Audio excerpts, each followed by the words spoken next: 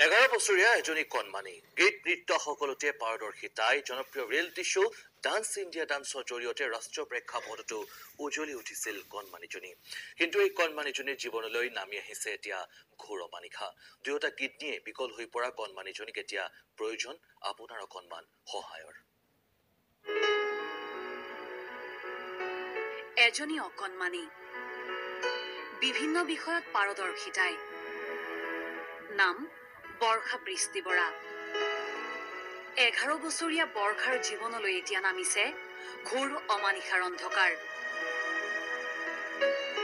বিভিন্ন বিষয়ত পাৰদৰ্শী বৰ্ষাই লাভ কৰিছে বহুতো বঁটা।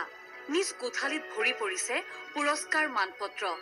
ৰাষ্ট্ৰীয় পৰ্যায়ৰ ডান্স ইণ্ডিয়া ডান্সতো উজ্বলি উঠিছিল বৰ্ষা বৃষ্টি বৰা। অভিনয়ো কৰিছিল দুখনকৈ চিনেমাত। কিন্তু এতিয়া বৰ্ষাৰ জীৱনলৈ নামি আহিছে অমানিশাৰ অন্ধকাৰ। ডান্স ইণ্ডিয়া ডান্সত অংশগ্ৰহণৰ পূৰ্বৰে পৰাই অসুস্থ হৈ পৰিছিল বৰ্ষা।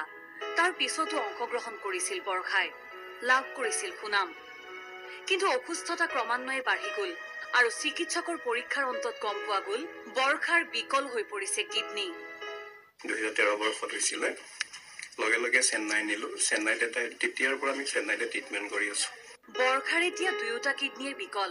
চিকিৎসাৰ বাবে বৰ্ষাক প্ৰয়োজন বহুতো টকাৰ। মই সাধাৰণ প্ৰাইভেট স্কুল এখনত শিক্ষকতা কৰোঁ। মাহিলী চেলাৰী 4,000 আৰু 4,500 টকা, যিটো এষ্টিমেট ইয়াতে 13 লাখৰ আছে।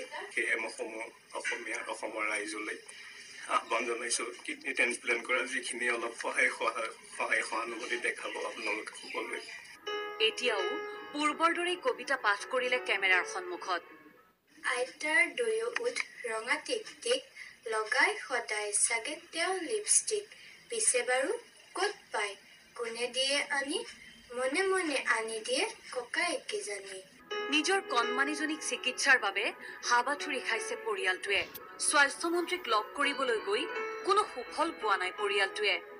জনতা ভৱনলৈ গৈছে দিনৰ পিছত দিন, কিন্তু সঁহাৰি নাই কাৰোৱে।